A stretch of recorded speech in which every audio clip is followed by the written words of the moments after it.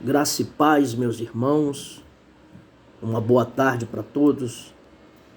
Eu queria deixar uma meditação para a sua vida, algo que nós estivemos ministrando no domingo passado, que fala acerca do preço que se paga para ser um discípulo.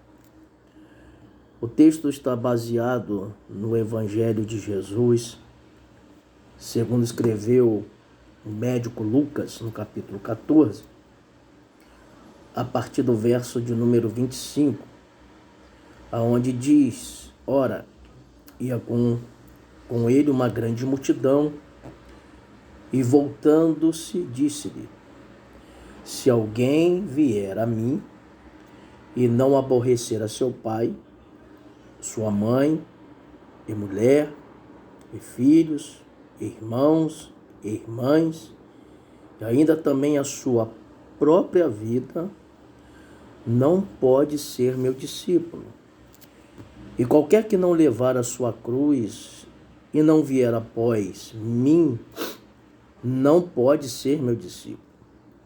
Pois qual de vós, querendo edificar uma torre, não se assenta primeiro a fazer as contas dos gastos, para ver se tem com que acabar, para que não aconteça que depois de haver posto os alicerces, e não a podendo acabar, todos os que vierem comecem a escarnecer dele, dizendo: Este homem começou a edificar e não pôde acabar. Ou qual é o rei que, indo à guerra pelejar contra outro rei, não se assenta primeiro a tomar conselho sobre se com 10.000 pode sair ao encontro do que vem com ele com 20.000? De outra maneira, estando o outro ainda longe, manda embaixadores e pede condições de paz. Assim, pois, qualquer de vós que não renuncia a tudo quanto tem, não pode ser meu discípulo. Queridos, algo que eu acho interessante dentro desse texto é que Jesus ele está saindo da casa de um fariseu, onde ele foi convidado a ceiar. Dentro dessa casa, a cura de um hidrópico. E Jesus cura ele num dia de sábado. E isso já era contra a lei. Os fariseus, eles recriminavam isso. Jesus, dentro dessa casa do fariseu, ele também vai trazer um ensinamento acerca dos primeiros lugares. Aqueles que sentavam à frente, aqueles que queriam lugar de destaque, de honra. E Jesus, ele traz um ensinamento dizendo que quando você for convidado, que você procure os últimos lugares. Por quê?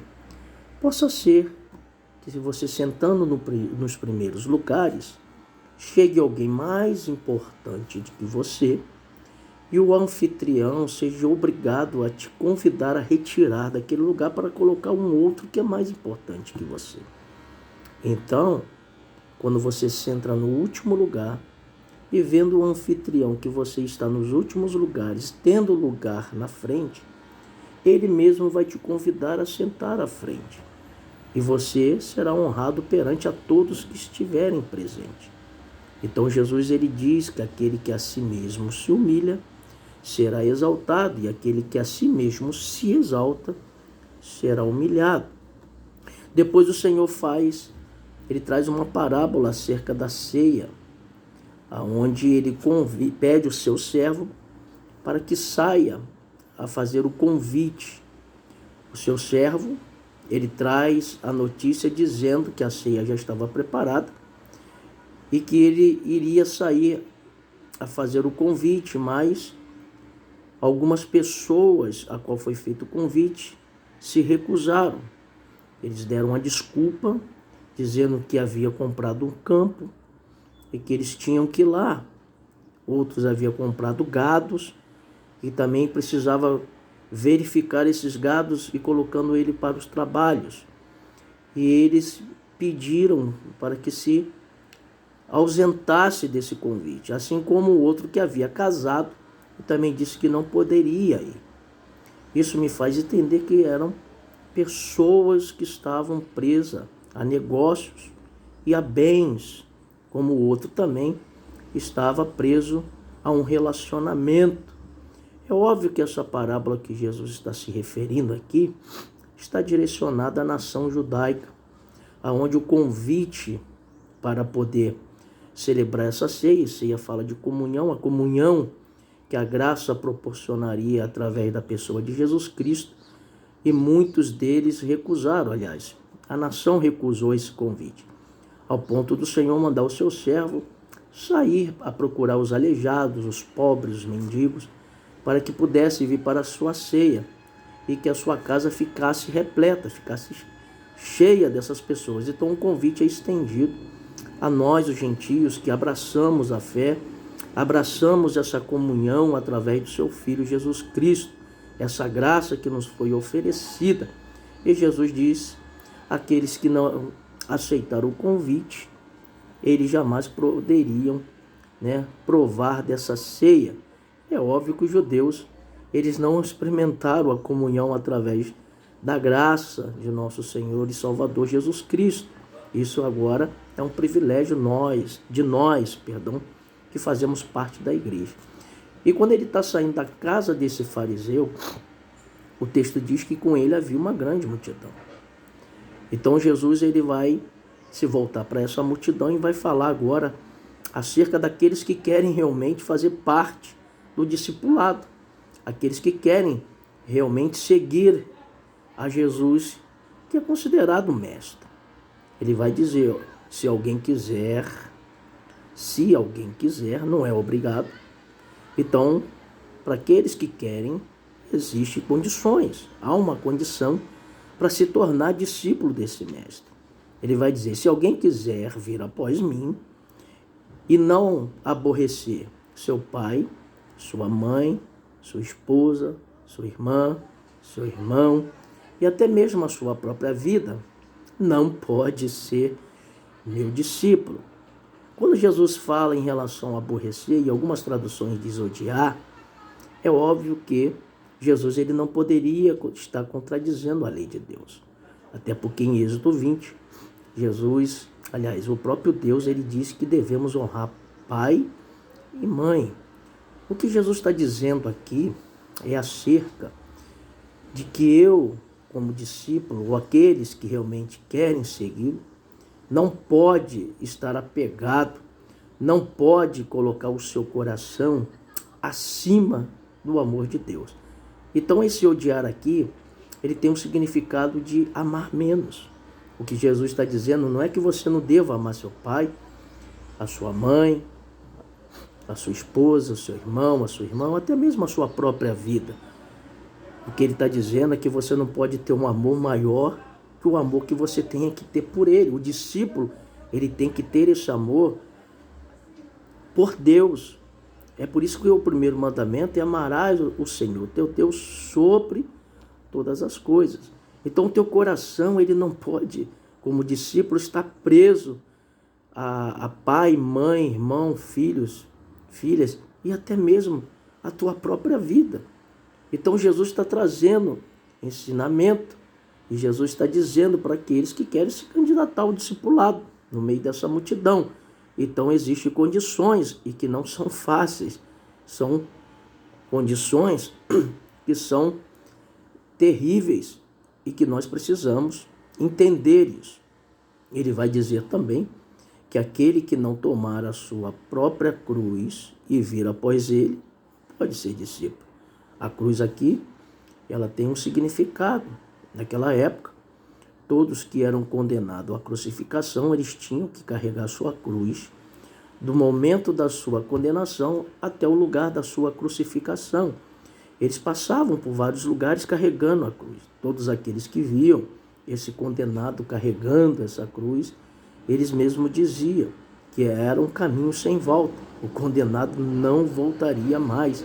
Eles sabiam que esse condenado, ele seria crucificado e morreria.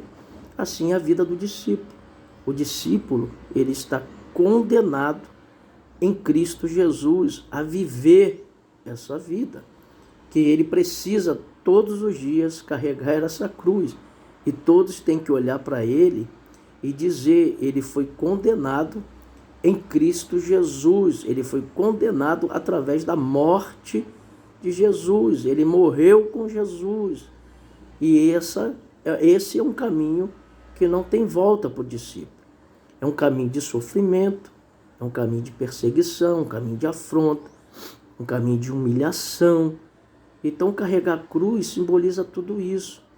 Nós estamos condenados à morte por causa de Cristo. Nós vamos até o fim carregando essa cruz, porque nós fomos condenados para o mundo, para termos uma vida com Cristo. E Jesus agora ele vai trazer duas parábolas, acerca da construção de uma torre e acerca de uma guerra. Então ele está sinalizando que dentro dessa construção é preciso fazer uma análise do custo que se tem para se edificar essa torre. A vida de um discípulo, a construção dessa vida discipular, ela precisa ser calculada. Você precisa ver quanto custa, e a gente já reparou nos textos anteriores que o custo é alto. De você ter que renunciar à sua própria vida, de você ter que renunciar muita coisa para poder fazer parte desse discipulado. O seu coração não pode estar apegado a pai, mãe, filhos, filhas, até porque quando o discípulo é convocado, ele precisa estar disponível. Ele precisa ir aonde o Espírito lhe ordenar. É aquilo que João diz no capítulo 3, versículo 8. O vento sopra onde quer, ouve só sua voz, não sabe de onde vem nem para onde vai. Assim é todo aquele que é nascido do Espírito. Uma hora nós estamos aqui, daqui a pouco nós estaremos saindo desse lugar e convocados a ir para outro, segundo a vontade de Deus e do Espírito Santo. Então nosso coração não pode estar pegado a nada, tem que estar realmente disponível. O coração ele tem que estar voltado somente para Deus. Por isso que esse amor ele tem que ser o amor acima de todas as coisas, acima de família, acima de bens, acima de negócios, para que você possa realmente ser um verdadeiro discípulo. Então você precisa fazer o cálculo para que, dando início, você não tenha como acabar e as pessoas zombarem de você. É o que Jesus também diz, aquele que coloca a mão no arado e olha para trás não é apto para o reino. Então é uma vida que não tem volta. Quando você aceita a ser um discípulo, você tem que entender essas condições e saber que é um caminho que você não tem como voltar. A mesma coisa em relação às guerras. Dentro do discipulado e da vida cristã haverá muitas guerras. São guerras que muitas das vezes nós achamos que são impossíveis. Como é que uma pessoa vai para a guerra com menos para enfrentar aqueles que vêm com mais? Então, nós entendemos que também a vida do discípulo é uma vida de batalhas. Nós vamos batalhar as guerras do reino, mas somos entendedores que nós não estaremos sozinhos. É óbvio que o general das batalhas estará conosco, mas nós precisamos também fazer essa avaliação, porque nós vamos entrar em grandes batalhas como discípulo. E Jesus ele vai finalizar dizendo: aquele que não renunciar tudo não pode ser meu discípulo. Então aqui ele fecha dizendo que o nosso coração ele tem que estar desapegado de tudo. O nosso apego só pode ser naquele que nos chamou, que nos amou, que nos comprou. O nosso coração tem que estar voltado para Ele, acima de todas as coisas. Então, há um preço a ser pago para ser discípulo. Não é de qualquer maneira. Então, que nessa tarde possamos fazer a avaliação se realmente nós somos discípulos de Jesus ou não. Se estamos realmente exercendo esse discipulado de fato, de verdade, ou se realmente nós estamos dizendo que somos discípulos da boca para fora. Você fique com essa palavra, Deus abençoe e a paz do Senhor.